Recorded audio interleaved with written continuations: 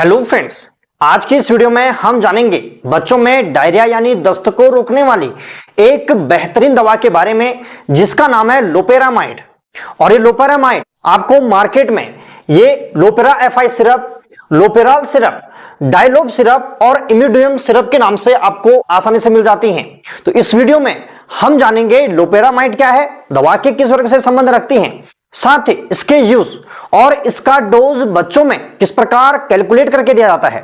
और कैलकुलेट करना मैं आपको आसान तरीके से बताऊंगा, इसीलिए वीडियो को पूरा देखें। साथ ही ये लोपेरामाइड सिरप किन बच्चों को नहीं देना चाहिए, किस कंडीशन में नहीं देना चाहिए और इसके साइड इफेक्ट क्या हैं, तो ये कंप्लीट जानकारी हम आज की इस वीडियो में लेने वाले हैं। इसीलिए वीडियो काफी इंपॉर्टेंट होने वाली है। और अभी तक वीडियो को लाइक शेयर नहीं किया है तो सबसे पहले वीडियो को लाइक शेयर कर चैनल को सब्सक्राइब करें। लोपेरामाइड ये एक ओपियोइड एंटीडायरियल दवा है। इसका प्रयोग बच्चों में दस्त को रोकने के लिए किया जाता है। तो इसका यूज जान लेते हैं। जो ये लोपेरामाइड दवा है इसका प्रयोग एक्यूट डायरिया में किया जाता है, यानी अचानक तीव्र अगर बच्चे को दस्त लग गई हो और पानी के जैसे बच्चा स्टूल पास कर रहा हो तो उस कंडीशन में इस दवा का प्रयोग किया जाता है। साथ ही क्रोनिक डायरिया, अगर लंबे समय तक डायरिया बना रहा है तो उस कंडीशन में ये लोपेरामाइड दवा डॉक्टर द्वारा दी जाती है।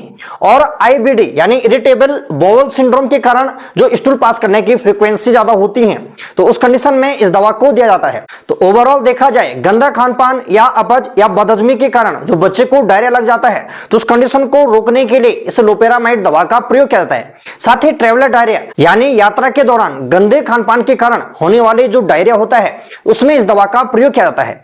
सबसे पहले आपको यह जानना जरूरी है ये लोपेरामाइड दवा किस कंडीशन में दी जाएगी। इसका प्रयोग किया जाएगा डायरिया में।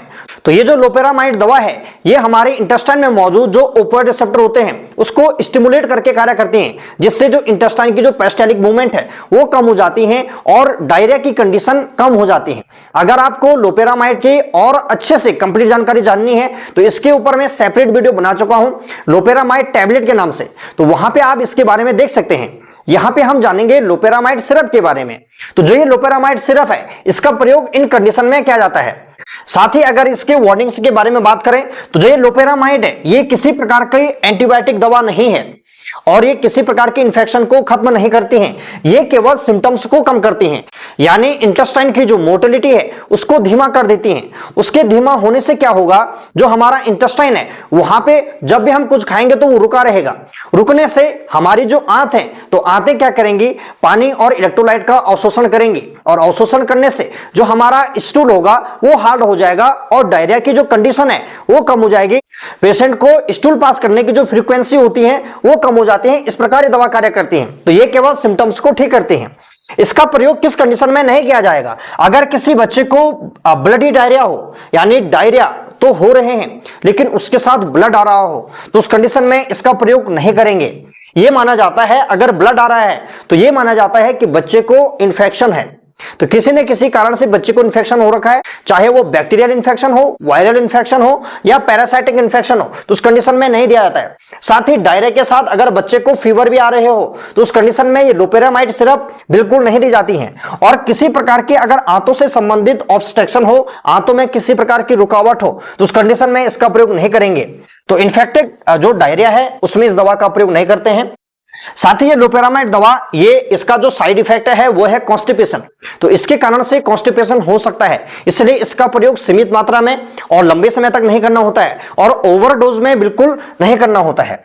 और अगर किसी बच्चे की एंटीबायोटिक दवा चल रही हो तो एंटीबायोटिक दवा चल रही हो और जिसके कारण डायरिया हो रहा हो तो उस कंडीशन में भी इस लोपेरामाइड दवा का प्रयोग नहीं करेंगे। साथ ही लीवर और हार्ट के पेशेंट में इस दवा का प्रयोग नहीं किया जाता है। तो आप जान लेते हैं जो ये लोपेरामाइड सिरप है इसका डोज किस प्रकार कैलकुलेट करके बच्चों में दिया जाता है। तो सबसे पहले हम एज के अनुसार बात करें तो 4 साल से कम उम्र के बच्चों में बिल्कुल ये लोपेरामाइड सिरप नहीं दी जाती है। अगर ज्यादा ही आवश्यक है तो 2 साल से ऊपर के बच्चों को ये दिया जा सकता है, लेकिन डॉक्टर की निगरानी में ही। तो जो ये डोज है 4 साल से 8 साल तक के जो बच्चे हैं उनमें 1 mg ये दवा दी जाती है। साथ ही 8 से 12 साल के बच्चों में 2 mg ये दवा दी जाती है। साथ ही 13 साल से ऊपर और एडल्ट में ये दवा दी जाती है 4 mg। और इस दवा को सुबह शाम या दिन के 3 बार भी दी जाती हैं। और जब ये लोपेरामाइड दवा दी जाती है तो ये मात्र 2 दिन तक दी जाती हैं। अगर आप खुद से ले रहे हैं तो 2 दिन से अनावश्यक ज्यादा इसका प्रयोग नहीं करना चाहिए। इसलिए नहीं करना चाहिए क्योंकि हमारे इंटेस्टाइन की जो मूवमेंट है उसको कम कर देती हैं। तो अगर जो डायरिया है वो बैक्टीरिया वायरस इसके कारण होगा तो वो इंफेक्शन हमारे आंतों में रुका रहेगा, जिससे अन्य भी बीमारी कॉज हो सकती है। तो इसलिए ये दवा देने से पहले ये कंफर्म हो जाना चाहिए कि कहीं जो ये डायरिया है ये बैक्टीरिया वायरस या पैरासाइटिक के कारण तो नहीं है, तो इस कंडीशन में इसका प्रयोग नहीं करेंगे। अब जान लेते हैं लोपेरामाइड सिरप का एमजी पर केजी बॉडी वेट के हिसाब से इसका डोज बच्चों में किस प्रकार कैलकुलेट करके दिया जाता है। तो जो ये लोपेरामाइड है इसका सामान्य रिकमेंडेड डोज होता है 0.1 mg पर केजी पर डे, यानी 1 केजी का अगर कोई बच्चा है तो उसे 0.1 mg हम पूरे दिन भर में दे सकते हैं। तो चलिए इसको एग्जांपल के तौर पे समझाता हूं। माना कोई बच्चा 10 केजी का है, ये केवल मैंने उदाहरण माना है। 4 साल से कम उम्र के बच्चों में बिल्कुल ये दवा नहीं दी जाती है और जो ये डोज कैलकुलेशन है ये केवल जानकारी के लिए बनाई गई है। वीडियो को देखकर किसी भी दवा का प्रयोग खुद से न करें।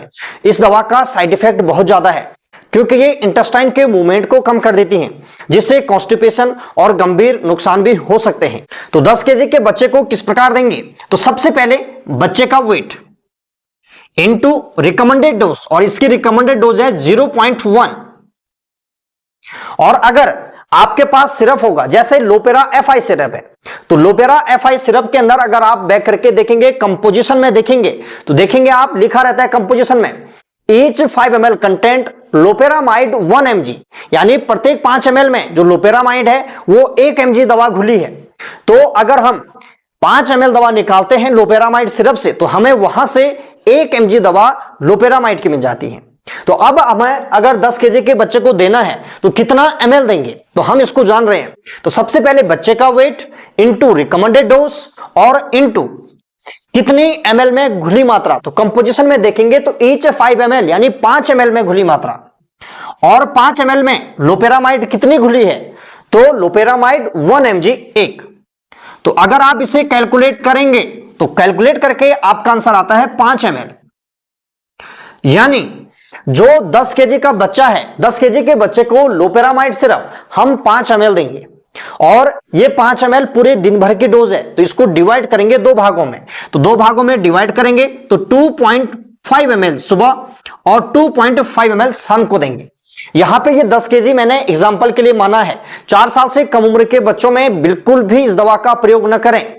आशा करता हूं आप लोपेरामाइड सिरप का डोज कैलकुलेशन समझ गए होंगे। अब जान लेते हैं जो ये लोपेरामाइड दवा है इसका साइड इफेक्ट क्या होता है। अगर इसे ज्यादा लंबे समय तक लिया जाए या ओवरडोज में लिया जाए तब ये दवा साइड इफेक्ट दिखाती है। तो स्टमक में क्रैम्प्स हो सकते हैं, पेट में दर्द हो सकता है क्योंकि इंटेस्टाइन के मूवमेंट को डिस्टर्ब करती है। साथ ही नाउजिया और वॉमिटिंग हो सकती है, कॉन्स्टिपेशन हो सकता है। इसलिए ज्यादा लंबे समय तक इसका प्रयोग नहीं करना चाहिए। मात्र 2 दिन, अगर 2 दिन के बाद भी आपको रिलीफ नहीं मिल रहा है तो तुरंत डॉक्टर को दिखाना जरूरी है और अपने डॉक्टर को जरूर दिखाएं। साथ ही ड्राई माउथ हो सकता है। तो ये कंप्लीट जानकारी थी लोपेरामाइड सिरप की। अगर आपको लोपेरामाइड की और अच्छे से विस्तारित जानकारी जाननी है तो वो वाली वीडियो जरूर देख लें, इसका लिंक आपको डिस्क्रिप्शन बॉक्स में मिल जाएगा। जानकारी यदि अच्छी लगी हो तो वीडियो को लाइक शेयर और चैनल को सब्सक्राइब करें। आपका अपना YouTube channel PN pharma tips.